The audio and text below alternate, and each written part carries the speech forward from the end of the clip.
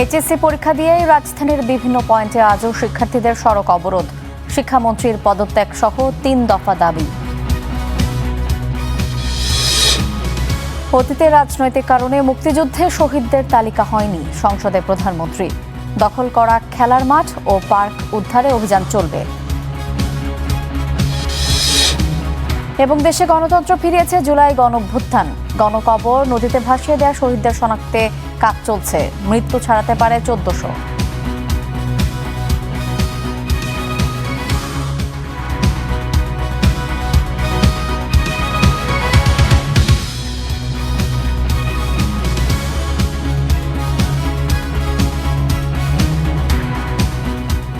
স্বাগত স্টার নিউজে, সঙ্গে আছি আমি শায়লা রহমান ইমা। দেখছিলেন শিরোনাম। শিক্ষামন্ত্রীর পদত্যাগ সহ ৩ দাবিতে এইচএসসি পরীক্ষা শেষে আজও আন্দোলনে নেমেছেন পরীক্ষার্থীরা। দুপুরে রাজধানীর উত্তরার বিএনএস সেন্টারের সামনে জড়ো হয়ে এয়ারপোর্ট ঢাকা ময়মনসিংহ সড়ক অবরোধ করেন তারা। এ ঘটনায় গুরুত্বপূর্ণ এই মহাসড়কের যান চলাচল বন্ধ হয়ে পড়েছে। পূর্ব ঘোষিত কর্মসূচি অনুযায়ী সচিবালয় অভিমুখে লং মার্চ করছেন তারা। আন্দোলন ঘিরে অপ্রীতিকর পরিস্থিতি এড়াতে ঢাকার বিভিন্ন এলাকায় আইনশৃঙ্খলা বাহিনীর অতিরিক্ত সদস্য মোতায়েন রয়েছে। এর আগে দেশের ৫৯ জেলায় নির্বিঘ্নেই শুরু হয় এইচএসসি এবং সমমানের পরীক্ষা।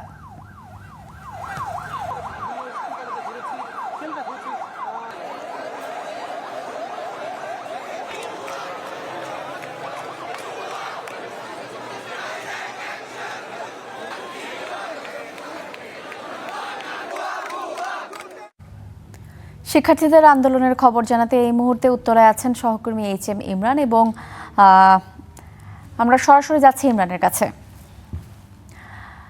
ইমরান, আমাদেরকে জানাবেন যে শিক্ষার্থীদের অবরোধ কর্মসূচির বিস্তারিত।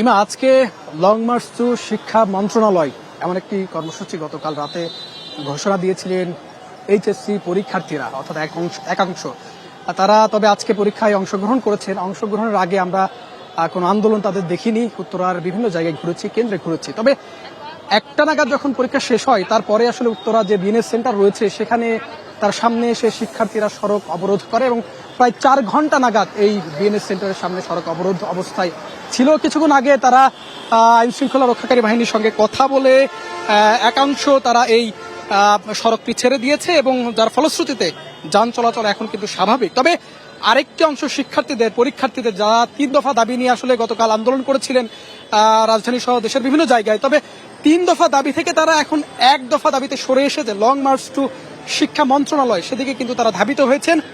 কিছুক্ষণ আগে একদল শিক্ষার্থী তারা এই উত্তরার বিএনএস সেন্টার থেকে তারা একটি মিছিল নিয়ে শিক্ষা মন্ত্রণালয়ের দিকে তারা গেছেন এবং তারা বিভিন্ন স্লোগান দিচ্ছেন। বিশেষ করে আজকে তারা বলছেন যে শিক্ষামন্ত্রী তারা পদত্যাগ চান, অর্থাৎ গত সোমবারের পরীক্ষায় তারা স্থগিত চেয়েছিলেন।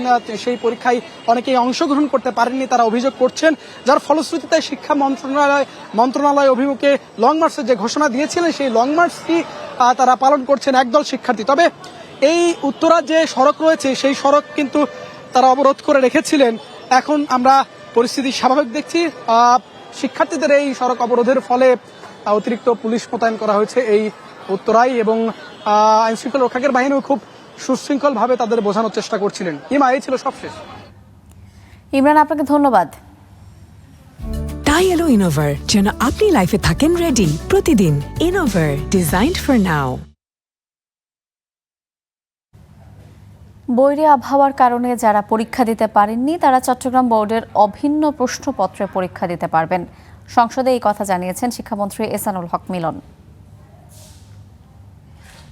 প্রতিকূল আবহাওয়া কিংবা সংশ্লিষ্ট অনিবার্য কারণে যারা চলমান এইচএসসি ও সমমান পরীক্ষা ২০২৬ এর কোনো বিষয়ে অংশগ্রহণ করতে পারেনি তারা চট্টগ্রাম শিক্ষা বোর্ডের ইতিমধ্যে স্থগিত হওয়া সংশ্লিষ্ট বিষয়ে অভিন্ন প্রশ্নপত্রে শিক্ষা মন্ত্রণালয় কর্তৃক নির্ধারিত একই তারিখে ওই সময়ে পরীক্ষায় অংশগ্রহণ করতে পারবে।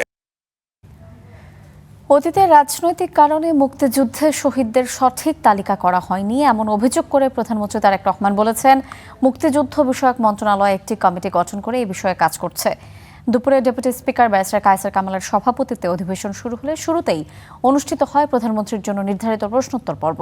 এক প্রশ্নের জবাবে প্রধানমন্ত্রী বলেছেন, ঢাকা সিটির অন্তর্ভুক্ত 256টি খেলার মাঠ এবং পার্ক থেকে অবৈধ স্থাপনা উচ্ছেদ করা হয়েছে।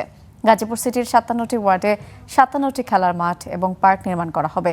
একই সাথে সকল বিভাগীয় শহরের পার্ক খেলার মাঠের উন্নয়ন কাজ চলছে বলেও জানান তিনি। চট্টগ্রাম বন্দর নিয়ে অতীতে কোনো দুর্নীতি হলে তার বিচার হবে। রাষ্ট্রীয় সম্পদের অপচয় এবং দুর্নীতি রোধে কাজ করছে বিএনপি সরকার, সংসদে জানিয়েছেন প্রধানমন্ত্রী। একটি নিরপেক্ষ পূর্ণাঙ্গ তালিকা তৈরি করার, মুক্তিযুদ্ধে কারা শহীদ হয়েছেন মধ্যে রয়েছেন মাননীয় স্পিকার, এর মধ্যে রয়েছে আনফরচুনেট বিষয় হচ্ছে দেশ স্বাধীনের পরে যাদের দায়িত্ব ছিল একটি নিরপেক্ষ পূর্ণাঙ্গ তালিকা তৈরি করার, মুক্তিযুদ্ধে কারা শহীদ হয়েছেন, এই সঠিক এবং পূর্ণাঙ্গ তালিকাটা তারা সেই সময় তৈরি করেনি, বরং এটিকে তালিকা তৈরি করতে গিয়ে সেখানে তারা রাজনীতি টেনে নিয়ে এসেছিল। এরই ভিতর মুক্তিযুদ্ধ বিষয়ক মন্ত্রণালয় বিভিন্ন উদ্যোগ গ্রহণও করেছে। এর মধ্যে রয়েছেন মাননীয় স্পিকার, এর মধ্যে রয়েছে মুক্তিযুদ্ধ বিষয়ে গবেষকদের নিয়ে বিশেষজ্ঞ সভা আয়োজন, বিভিন্ন অংশীজনদের সঙ্গে ধারাবাহিক আলোচনার মাধ্যমে একটি বিস্তারিত এবং বাস্তবসম্মত কর্মপরিকল্পনা প্রণয়ন এবং অবশ্যই তার ভিত্তিতে কার্যক্রম গ্রহণ। প্রাথমিকের দেশসেরা শিক্ষার্থীদের সঙ্গে দীর্ঘ সময় কাটিয়েছেন প্রধানমন্ত্রী। মনোযোগ দিয়ে শুনেছেন শিশুদের ভাবনা। বলেছেন, দেশ গড়ার কারিগর শিশুরাই। নীতিবোধ, সামাজিক এবং পারিবারিক মূল্যবোধের বিষয়গুলো পাঠ্যক্রমে যুক্ত করা হবে বলেও জানিয়েছেন প্রধানমন্ত্রী। এ সময় শিক্ষা পদক তুলে দেন শিক্ষক এবং শিক্ষার্থীদের হাতে। বয়স 10 ছুঁয়েছে কিংবা তারও কম, সারা দেশ থেকে বাছাইকৃত এমন 150 কচিকাঁচা নিজেদের ভাবনা নিয়ে হাজির হন সরকার প্রধানের সামনে। ঐতিহ্য আর প্রযুক্তি সমৃদ্ধ সেসব ভাবনা তুলে ধরে শিক্ষার্থীরা। প্রধানমন্ত্রীও ঘুরে ঘুরে শিশুদের ভাবনা শোনেন, জানান নিজেদের পরিকল্পনার কথা। এদিন শিশুদের নানা পরিবেশনায় পাহাড় ও সমতল যেন মিলেছে এক মোহনায়। তাদের পারফরমেন্সের প্রশংসা করে সরকার প্রধান বলেন, দেশ গড়ার কারিগর শিশুরাই। এ সময় নীতিবোধ, সামাজিক ও পারিবারিক মূল্যবোধের বিষয়গুলো শিশুদের পাঠ্যক্রমে যুক্ত করা হবে বলেও জানান প্রধানমন্ত্রী। আমরা আগামী দিনের সিলেবাসগুলোর মধ্যে আমাদের বিভিন্ন সামাজিক বলেন, ধর্মীয় বলেন, যে এথিক্স বা ভ্যালুসগুলো আছে, পারিবারিক ভ্যালুস বলেন, সামাজিক ভ্যালুস বলেন, ধর্মীয় ভ্যালুস বলেন, এইগুলোকে আমরা ইনক্লুড করতে চাই। সবুজ বিদ্যালয় কর্মসূচির আওতায় সারা দেশে 2 লাখ বৃক্ষরোপণ করা হয়েছে উল্লেখ করে তারেক রহমান শিক্ষার্থীদের প্রতি বছর একটি করে গাছ রোপণের আহ্বান জানান। আমি একটি বৃক্ষের চারা রোপণ করেছি, একই সাথে বহু স্কুল কানেক্টেড ছিল, প্রায় 2 লক্ষ বৃক্ষ আমরা রোপণ করেছি। তোমার বয়স যতদিন পর্যন্ত 20 বছর না হচ্ছে, প্রত্যেক বছর একটা করে গাছ লাগাতে হবে। সংস্কৃতি ও ক্রিয়ায় দেশসেরা প্রাথমিকের শিক্ষার্থীদের পুরস্কার তুলে দেন তিনি। কাজের স্বীকৃতি পান শিক্ষকরাও। এর আগে সকালে নিম গাছের চারা রোপণ করে দেশব্যাপী প্রাথমিক বিদ্যালয়ে বৃক্ষরোপণ কর্মসূচির উদ্বোধন করেন প্রধানমন্ত্রী। সিফাত শাহরিয়ার, স্টার নিউজ, ঢাকা। দেশের হারিয়ে যাওয়া গণতন্ত্রকে ফিরিয়ে এনেছে জুলাই অভ্যুত্থান। ইতিহাসের পথ ধরে যে আন্দোলনের নেতৃত্ব দিয়েছেন ঢাকা বিশ্ববিদ্যালয়ের শিক্ষার্থীরা। একথা বলছেন জুলাই আন্দোলনের অন্যতম সমন্বয়করা। তারা বলছেন, পুরো দেশকে এক করেছিল জুলাই। মাজহারুল ইসলামের রিপোর্টে বিস্তারিত। জুলাই অভ্যুত্থানের শুরুটা ঢাকা বিশ্ববিদ্যালয়ের কেন্দ্রীয় গ্রন্থাগারের সামনে থেকে। সরকারি চাকরিতে কোটা ব্যবস্থা পুনর্বহালে হাইকোর্টের রায়ের প্রতিবাদ করেন কয়েকশো শিক্ষার্থী। সেই আন্দোলন স্ফুলিঙ্গ হয়ে ওঠে 14 জুলাই শেখ হাসিনার রাজাকার কটূক্তিতে। মুক্তিযোদ্ধাদের নাতিপুতিরা পাবে না, তাহলে কি রাজাকারের নাতিপুতিরা পাবে? সেই বক্তব্যের প্রতিবাদে রাতে গোটা ক্যাম্পাস কেঁপে ওঠে শিক্ষার্থীদের স্লোগানে। সে যখন রাজাকারের নাতিপুতি বলল, স্টুডেন্টরা ক্ষোভে ফেটে পড়ল। ওই ক্ষোভ এমন ক্ষোভ ছিল, ওইখানে আপনি যা ফেলবেন ওইটাই আগুনে রূপান্তরিত হবে। এই স্লোগান ছিল, এটা একটা পাল্টা আঘাত, যে রাজাকার বলুক আর যাই বলুক, আমরা আমাদের ন্যায্য অধিকারের পক্ষে দাঁড়াবো। তুমি রাজাকার বললে আমি রাজাকার হয়ে যাই না, বরং সেই শব্দকে নিয়েই আমি তোমার সামনে দাঁড়াবো। আন্দোলন দমাতে পরদিন শিক্ষার্থীদের উপর নির্বিচারে হামলা চালায় ছাত্রলীগ, যুবলীগ ও আওয়ামী লীগের নেতাকর্মীরা। টার্গেট করা হয় নারী শিক্ষার্থীদের।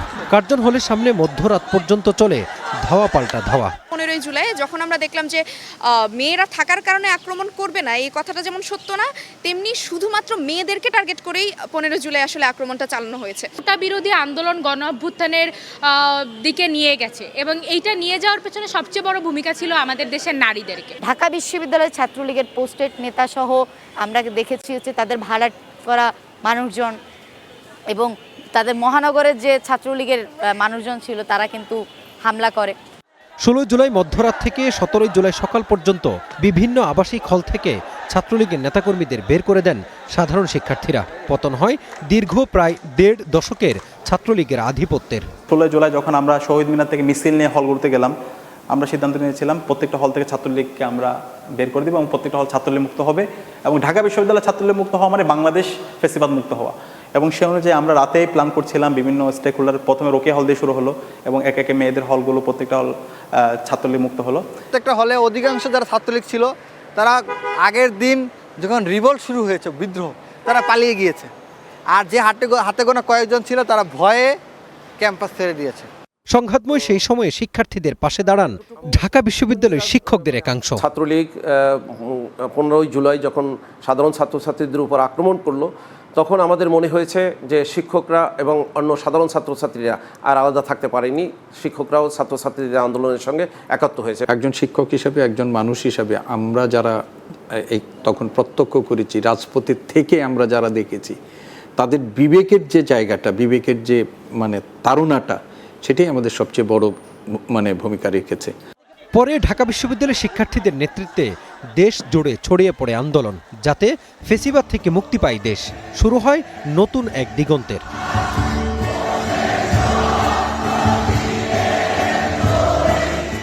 Mazharul Islam, star News, Dhaka. জুলাই অভ্যুত্থানে দেশের বিভিন্ন স্থানে থাকা গণকবর এবং নদীতে ভাসিয়ে দেওয়া মরদেহ শনাক্তের কাজ চলছে। এতে শুধু গ্যাজেটভুক্ত 865 জনই নন, শহীদের সংখ্যা 1400 ছাড়িয়ে যেতে পারে। এ তথ্য জানিয়ে আন্তর্জাতিক অপরাধ ট্রাইব্যুনালের চিফ প্রসিকিউটর বলছেন, গণহত্যার সঙ্গে জড়িতরা যত প্রভাবশালী হোক, সবাইকেই বিচারের মুখোমুখি করা হবে।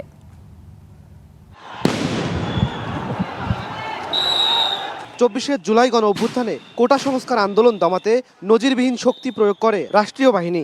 সে সময় ঘটনার ভয়াবহতা লুকাতে বহু নিহত ব্যক্তিকে গোপনে দাফন করা হয়। আবার বিভিন্ন কবরস্থানে অনেকের মরদেহ সমাহিত করা হয় বেওয়ারিশ হিসেবে।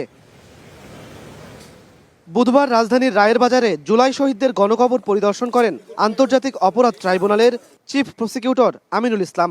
পরিদর্শন শেষে তিনি জানান, তদন্তে গণকবরের পাশাপাশি অনেকের মরদেহ নদীতে ভাসিয়ে দেওয়ারও প্রমাণ মিলেছে।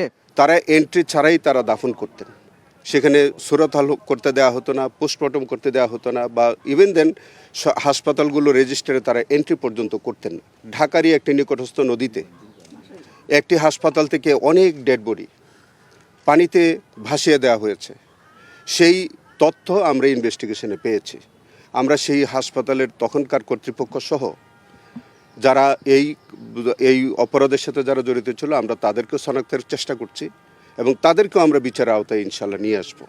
চিফ প্রসিকিউটর বলেন, সরকারি গেজেটে থাকা 865 জন শহীদের বাইরেও গণকবর ও নদীতে ভাসিয়ে দেওয়া মরদেহের পরিচয় শনাক্তের কাজ চলছে।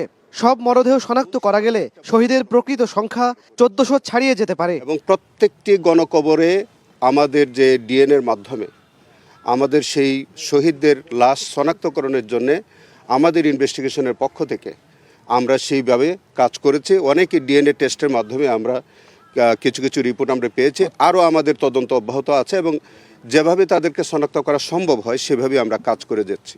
জুলাই গণ অভ্যুত্থানে শহীদদের পূর্ণাঙ্গ তালিকা তৈরির পাশাপাশি গণহত্যার সঙ্গে জড়িতদের বিচারের মুখোমুখি করা হবে বলেও জানান চিফ প্রসিকিউটর। ইমন মাহমুদ, স্টার নিউজ, ঢাকা। হাসিনা পরিবার সহ 10 শিল্প গোষ্ঠীর 76,000 কোটি টাকার সম্পদ জব্দ করা হয়েছে। এর মধ্যে বিদেশে জব্দ আছে 19,000 কোটি টাকা। বুধবার আর্থিক গোয়েন্দা ইউনিট BFIUর বার্ষিক প্রতিবেদনের প্রকাশ অনুষ্ঠানে আয়োজিত সংবাদ সম্মেলনে এইসব তথ্য জানানো হয়। এ সময় সংস্থাটির প্রধান জানিয়েছেন, চলতি বছরের শেষে পাচারের অর্থ ফেরানো নিয়ে সুসংবাদ আসবে। আমাদের ক্রাইমের আর্থিক খাতে সন্দেহজনক লেনদেন বাড়ছেই। 2024-25 অর্থবছরে রেকর্ড 30,199টি সন্দেহজনক লেনদেন শনাক্ত করেছে আর্থিক গোয়েন্দা সংস্থা বিএফআইইউ, যা এর আগের অর্থবছরের তুলনায় প্রায় দ্বিগুণ। রিসিভ করেছি আমাদের ইন্টারনাল এজেন্সিগুলো থেকে। বুধবার সংবাদ সম্মেলনে সংস্থাটির বার্ষিক প্রতিবেদন প্রকাশ অনুষ্ঠানে আরও জানানো হয়, সন্দেহজনক ও ঝুঁকিপূর্ণ লেনদেনের সিংহভাগ সম্পন্ন হয়েছে দেশের ব্যাংকিং খাতের মাধ্যমে। ফাইন্যান্সিয়াল ইনস্টিটিউশন, এনজিও এবং ইন্স্যুরেন্স কোম্পানি এবং ডিএনএবিপির ইন্সপেকশন করি। পাচার ও দুর্নীতির মাধ্যমে লোপাট হওয়া সম্পদ পুনরুদ্ধারে তৎপরতা বাড়িয়েছে বিএফআইইউ। এখন পর্যন্ত দায়ের করা হয়েছে 98টি মামলা, যার মধ্যে 4টি মামলায় রায় হয়েছে আর চার্জশিট দাখিল করা হয়েছে 9টির। ব্যাংকের ক্ষেত্রে 93, ফাইন্যান্স কোম্পানির ক্ষেত্রে 12টা, ইন্স্যুরেন্স কোম্পানি 4টা, ডিএফএস এর 6টা, এভাবে ইন্সপেকশন করা হয়েছে। এর বাইরে আমরা বিভিন্ন প্রয়োজনে বা স্পেশাল প্রয়োজনের ক্ষেত্রে আলাদাভাবে 56টা স্পেশাল ইন্সপেকশন করা হয়েছে। এই হাসিনার পরিবার সহ দেশের 11টি শীর্ষস্থানীয় শিল্প গ্রুপের মোট 76,000 কোটি টাকার সম্পদ জব্দ করা হয়েছে বলে জানায় বিএফআইইউ, যার মধ্যে 19,000 কোটি টাকায় জব্দ করা হয়েছে বিদেশে। 76,000 কোটি টাকা আমাদের জব্দ করা হয়েছে, তার মধ্যে 57,000 কোটি টাকা হলো আমাদের দেশের সম্পত্তির জব্দ এবং 19,000 কোটি টাকা হলো বিদেশের সম্পত্তির জব্দ। বিদেশে পাচার হওয়া অর্থের সঠিক পরিসংখ্যান দিতে পারেনি বিএফআইইউ। সংস্থাটির প্রধান বলছেন, এসব অর্থ দেশে ফেরানোর চেষ্টা চলছে। যে সম্পত্তিগুলি পাচার হয়েছে, এই সম্পত্তিগুলি পুনরুদ্ধারের জন্য আমাদের 2টি ধারায় আসলে আমাদের কার্যক্রম অব্যাহত আছে। একটি হলো ক্রিমিনাল প্রসিডিংস, আর হলো একটি civil proceedings. So criminal proceedings এর জন্য আসলে আমাদেরকে এমএলআরগুলি পাঠাতে হয়, আর তার পাশাপাশি সিভিল প্রসিডিংস এর জন্য আপনারা ইতিমধ্যে জেনেছেন যে আমাদের যে ব্যাংকগুলো থেকে পাচারের অর্থ দেশে ফেরাতে 180টি দেশের সঙ্গে সমঝোতা সই হয়েছে বলে জানায় বিএফআইইউ। গোয়েন্দা প্রতিবেদন তৈরি করে আমরা এটা আইন প্রয়োগকারী সংস্থার কাছে পাঠিয়ে। Walid Sakib, Star News, Dhaka. মাঝে মধ্যে শিশুর অস্বাভাবিক কান্না, তাই গোপনে ক্যামেরায় ভিডিও ধারণের ব্যবস্থা করেছিলেন মা। তাতে ধরা পড়ে চাচির নির্মম আচরণের দৃশ্য। ভিডিওটি ছড়িয়েছে সামাজিক যোগাযোগ মাধ্যমে। মামলার পর থেকে পলাতক রয়েছেন অভিযুক্ত লতা বেগম। গ্রেফতার করা হয়েছে তার স্বামী এবং বাবাকে। 3 মাস বয়সী শিশুকে ঘুম পাড়িয়ে বাইরে মা, সাথে সাথেই ঘরে ঢোকেন চাচি। তার পরের গল্প অমানবিক নিষ্ঠুরতার। এমন ঘটনা নরসিংদীর মাধবদীর পাইকারদি গ্রামে। ভুক্তভোগী পরিবার জানায়, সন্তানকে ঘরে রেখে বাইরে গেলেই অস্বাভাবিকভাবে কান্না করত। এতে সন্দেহ হয় মায়ের। ঘরে গোপন ক্যামেরায় ভিডিও ধারণের ব্যবস্থা করেন তিনি, আর তাতেই ধরা পড়ে নির্মম এই দৃশ্য। পারিবারিক বিরোধের জেরে সন্তানের উপর এমন নিষ্ঠুরতা বলে দাবি করেছে ভুক্তভোগী পরিবার। চুমা দিতে আসে, মানে জাপড়ায় ধরে একবারে। আরেকটা বাচ্চা কাছে থাকলে ভয় পায়, কিছু করে না। তখন আমি যদি কাজ টাজ করতে যাই, তখন বাচ্চা এসে ইয়া করে। তখন আমি প্রায় ভিডিও অন করে রেখে যাই যে তুমি, যেহেতু বাড়িতে সিসিটিভি ক্যামেরা নাই। চাপ দিছে, আমরা দেখতেছি যদি এরকম ভাবে চাপ দিত স্যার, এটা আমরা এই বাচ্চার পা থাকার কথা না, মানে 2 ভাগ হয়ে যাওয়ার কথা। তো এটা আপনারা দেখেন, এরকম কোনো আসলে ভাঙে নাই। ঘটনাটি গেল 11 জুলাইয়ের হলেও ভিডিওটি সামাজিক যোগাযোগ মাধ্যমে ছড়িয়েছে সম্প্রতি। এমন নিষ্ঠুরতা দেখে হতবাক এলাকাবাসী। শিশু বাচ্চার এই ধরনের একটা ঘটনা ঘটানো, এটা অমানবিক একটি কাজ। কোনো মাতা পিতায় এটা মান্য নেওয়ার মতো না। এমন একটা শিশুরে মাইরা লাগানোর অবস্থা করছিল। যে ঘটনা ঘটাইছে তার সঠিক তদন্তে সুষ্ঠু বিচার দাবি করি। এই ধরনের কোনো কাজ যে কোনো নারী না করে, এমন সুষ্ঠু বিচার করে। এ ঘটনায় মঙ্গলবার রাতে নরসিংদীর সমাজসেবা কার্যালয়ে মামলা হয়েছে। পলাতক রয়েছেন অভিযুক্ত লতা বেগম। তবে তার স্বামী ও বাবাকে গ্রেফতার করেছে পুলিশ। এই ঘটনায় যারা এটা ধামাচাপা দেওয়ার চেষ্টা করছে, তথ্য গোপন করছে, এই সংক্রান্তে 2 জনকে অ্যারেস্ট করা হয়েছে। আর হলো যে মূল যে অ্যাকুইস্ট, তাকে আমরা ধরার চেষ্টা অব্যাহত রাখছি। তার 2টো ফোনই বন্ধ পাচ্ছি। আমরা ম্যানুয়ালি ডিজিটালি বিভিন্নভাবে চেষ্টা করতেছি। গ্রেপ্তারের চেষ্টা অব্যাহত আছে। বর্তমানে শিশুটি চিকিৎসাধীন আছে বলে জানিয়েছে police. Desk report, star news.